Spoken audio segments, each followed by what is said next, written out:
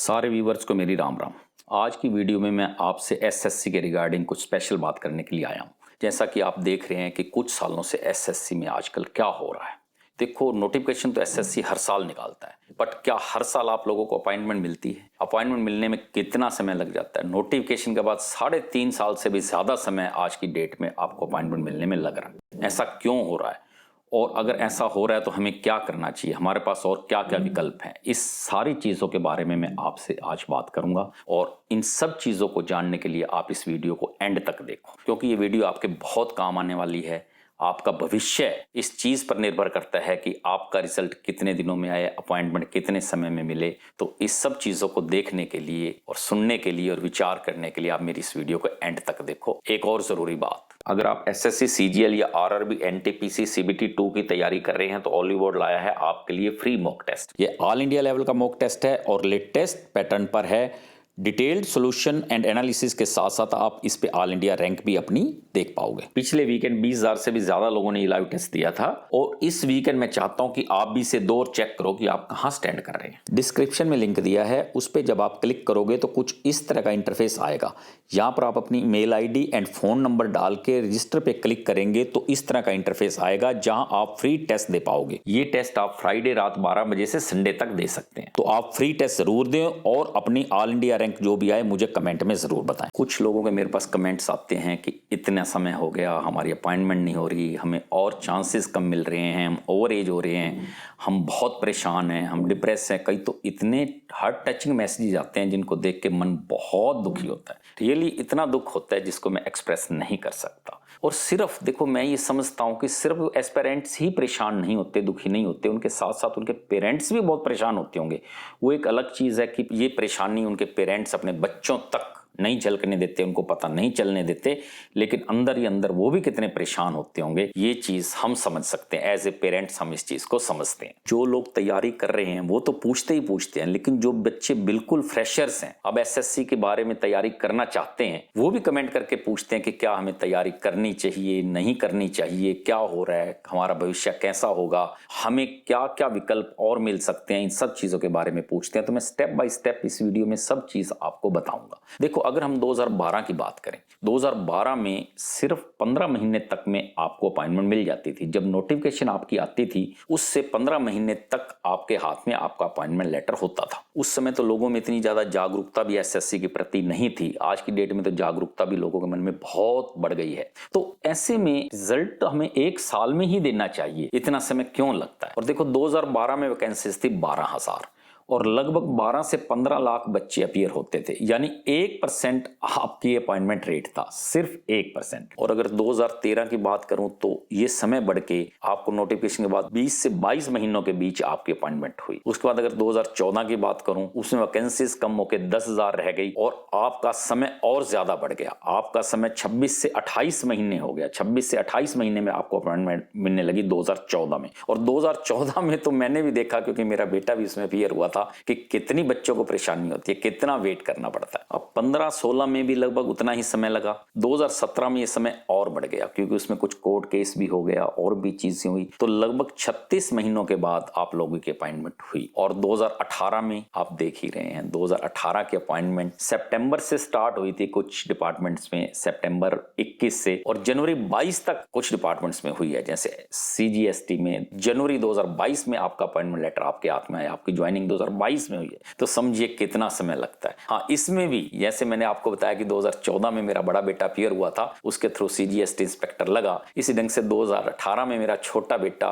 निशांत, जिसको आप निशांत सर भी कई बार बोलते हैं, जो आपको पढ़ाता भी है यूट्यूब पे, तो उसकी अपॉइंटमेंट इसके थ्रू हुई और उसको भी जनवरी 2022 में जाके अपॉइंटमेंट ली। यानी कितना समय इंतजार करना पड़ा। 2019 के बारे में भी आप सब जानते हैं, उस पर कोर्ट केस हुआ है, यानी सब कुछ राम भरोसे है। कब डिसीजन आएगा, कब रिजल्ट आएगा, कितना और समय लगेगा, तो ये सब कुछ राम भरोसे है। 2020 का भी टियर 1, टियर 2, टियर 3 तीनों हो चुके हैं। टियर 3 का अभी तक रिजल्ट नहीं आया है, उसके बाद भी कितना लंबा प्रोसेस है। तो देखो भाई, इतना ज्यादा समय आपको नोटिफिकेशन के बाद आपके अपॉइंटमेंट तक, आपकी ज्वाइनिंग तक इतना ज्यादा समय लग रहा है। तो सबके बस की बात, इतनी लंबी इंतजार करना नहीं होता। लोगों को डिप्रेशन भी होता है, परेशानी भी होती है। तो ऐसे में बच्चे बहुत पूछते हैं कि क्या किया जाए। और समय के साथ साथ वैकेंसीज भी तो घटती जा रही हैं। 2018 में 11,000 वैकेंसीज थी, गई, जो 2020 में 7000 रह गई। देखो एक और तो वैकेंसीज कम हो रही हैं, दूसरी ओर बच्चे ज्यादा अपीयर हो रहे हैं, तो ये जो आपकी सक्सेस रेट है ये और ज्यादा कम हो जाता है। जो 2012 में मैंने बताया 1% था, वो आज की डेट में 2018 में कम होकर 0.33% ही रह गया है। तो इतना कम सक्सेस रेट। और अगर इससे भी आगे की मैं बात करूं तो इन 0.33% सक्सेस रेट वालों को भी क्या उनकी ड्रीम पोस्ट मिलती है? सबको नहीं मिल पाती। किसी को ड्रीम पोस्ट नहीं मिल पाती, किसी को ड्रीम पोस्ट मिलती है तो घर से हजारों किलोमीटर दूर, यानी उनका जोन जो है घर के आसपास का नहीं मिल पाता। किसी को कम पे ग्रेड की नौकरी मिल पाती है। तो इतने कम सक्सेस रेट में भी ये चीजें भी साथ साथ हैं,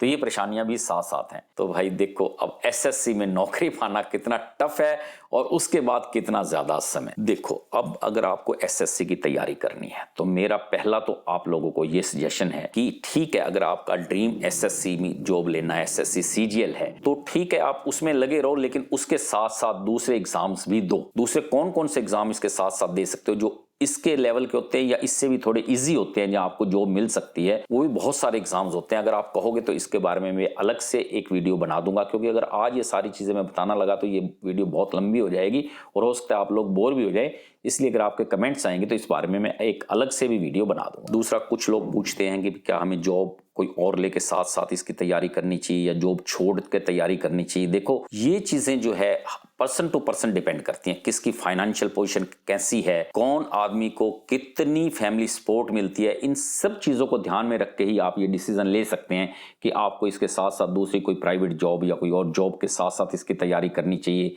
या सब कुछ छोड़ छाड़ के इसकी तैयारी करनी चाहिए। ये चीजें डिपेंड करती हैं आपके पर्सनल कंडीशंस पे। अगर मैं अपनी फैमिली की बात करूं तो मेरे बड़े बेटे ने 2014 में एसएससी सीजीएल के थ्रू अपनी पोस्ट ली थी, सीजीएसटी इंस्पेक्टर, और उसने उसके साथ साथ प्राइवेट जॉब भी की थी, यानी प्राइवेट जॉब में रहते हुए ही उसने ये तैयारी की थी। और 2018 में बात करूं छोटे बेटे निशांत सर की, तो उसने भी अपने जॉब के साथ साथ देखो पढ़ाई के साथ साथ लोगों को भी पढ़ाया, यूट्यूब पे भी आप लोगों को पढ़ाता था, मेरे भी काम में काफी हाथ बटाता था और साथ साथ और भी बिजनेस वगैरह भी करता था। तो इन सब के साथ साथ ही उसने तैयारी करके जॉब ली है। कुछ लोगों ने यह हुआ बना रखा है कि 10 से 15 घंटे तैयारी करने के बाद ये जॉब मिलती है। ऐसा कुछ नहीं है। 4 से 5 घंटे भी अगर आप पढ़ते हैं तो आप इस जॉब को मेरे हिसाब से इजिली ले सकते हैं, और 4 से 5 घंटे आप किसी और जॉब या कोई और काम या कोई और बिजनेस करते हुए भी निकाल ही सकते हैं। हाँ, जब एग्जाम डेट नजदीक होती है तो आपको उन दिनों में थोड़ा ज्यादा समय देना होता है। तो उन दिनों अगर आप जॉब में हैं तो आपको छुट्टी मिल जाती है। ऐसा कुछ नहीं है कि आपको छुट्टियां नहीं मिलती, चाहे आप प्राइवेट जॉब में हैं, कहीं भी आप छुट्टियां अरेंज कर सकते हैं और उन दिनों आप छुट्टियां लेके अपनी तैयारी करने के लिए थोड़ा सा समय इसके प्रति बढ़ा सकते हैं। अगर आप अपने बिजनेस में हैं तो उन दिनों और भी इजी हो जाता है, आप इसके लिए ज्यादा समय दे सकते हैं। ऐसी कोई प्रॉब्लम मेरे हिसाब से आने वाली नहीं है। एक चीज तो मैं मानता हूं कि अगर आपको ये जॉब मिल जाती है तो देखो आपका सोशल स्टेटस कितना बढ़ेगा, आपकी रिगार्ड सोसाइटी में बहुत बढ़ जाएगी। गवर्नमेंट जॉब तो गवर्नमेंट जॉब ही है, देखो उसमें सोशल सिक्योरिटी भी है आपकी, सोशल स्टेटस भी है आपका, फिर आपको छुट्टियां भी बहुत सारी मिलती हैं। देखो मैं तो ये समझता हूं कि आपको साल में 6 महीने से भी ज्यादा, यानी 180 से भी ज्यादा छुट्टियां साल में मिलती हैं। तो अगर आपको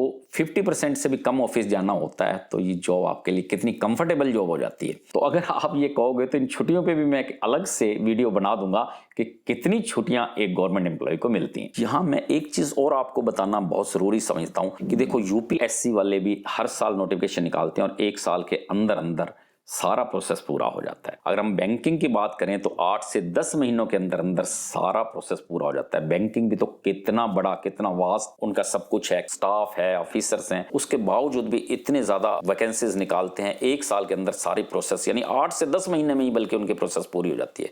तो एसएससी की क्यों नहीं होती? एसएससी में डिले क्यों है? उसका जिम्मेवार कौन है? अगर कोई जिम्मेवार है तो उसको उसके लिए पुनिशमेंट क्यों नहीं दी जाती? उसके लिए उसको जिम्मेवार क्यों नहीं ठहराया जाता? अगर किसी की वजह से डिले होती है पेपर में, या पेपर में कोई रॉन्ग क्वेश्चन आता है, या पेपर आउट होता है, तो एरिंग ऑफिसर के अगेंस्ट क्यों नहीं कोई भी एक्शन लिया जाता? और अगर कोई भी आदमी इसको डिले करने के लिए रिस्पॉन्सिबल है तो उसके अगेंस्ट क्यों नहीं एक्शन लिया जाता? मैं तो ये समझता हूं कि एरिंग ऑफिसर के अगेंस्ट एक्शन जरूर लिया जाना चाहिए और एसएससी को ऐसे कदम उठाने चाहिए कि 1 साल के अंदर अंदर सारे प्रोसेस पूरे करके हर एक को अपना अपॉइंटमेंट लेटर थमा दे। चलो भाई, जो सिस्टम है हमें तो सिस्टम के साथ साथ काम करना है, हम तो ये सजेशंस ही दे सकते हैं। लेकिन अगर आप लोग इसकी तैयारी में लगे हुए हैं, जो लोग पहले से तैयारी कर रहे हैं, उनको मैं ये कहूंगा कि आप तैयारी में लगे रहो। कोई जरूरी नहीं पहली बार आपको सफलता मिले, अपना मन छोटा मत करो। सफलता पहली बार नहीं मिलेगी, दूसरी बार मिलेगी, क्योंकि आपने देखा है कि मन के हारे हार है, मन के जीते जीत। मन को नहीं हारने देना, मन को तुम्हें जीतना ही है और इस पोस्ट को लेना ही लेना, अपनी ड्रीम पोस्ट लेनी ही लेनी है। और एक और चीज, आपने king Bruce and the spider की स्टोरी तो सुनी होगी भाई, हमें तो 8th क्लास में ही ये पढ़ाई जाती थी, king Bruce and the spider. तो एक किंग था, वो एक गुफा में हार के छुपा हुआ था। उसने एक स्पाइडर को देखा कि वो बार बार ऊपर चढ़ रही है अपने एम को पाने के लिए, अपने मंजिल तक पहुंचने के लिए, और बार बार गिर जाती है, लेकिन अंत 7वीं या 8वीं बार वो सफल होकर वहां तक पहुंच जाती है। तो इस चीज से किंग ब्रूस के माइंड पे एक बहुत बड़ी चीज आई उसके दिमाग में कि अगर ये एक छोटी सी मकड़ी, एक छोटी सी स्पाइडर अपना एम पूरा कर सकती है इतनी बार ट्राई करने के बाद, तो मैं क्यों नहीं। उसने फिर जाके अपनी सेना इकट्ठी की, फिर जाके अपने साम्राज्य को प्राप्त किया और जीत हासिल की। तो भाई हमें भी ये पोस्ट पाने के लिए ये जीत हासिल करनी ही करनी है, वो पोस्ट लेनी ही लेनी है।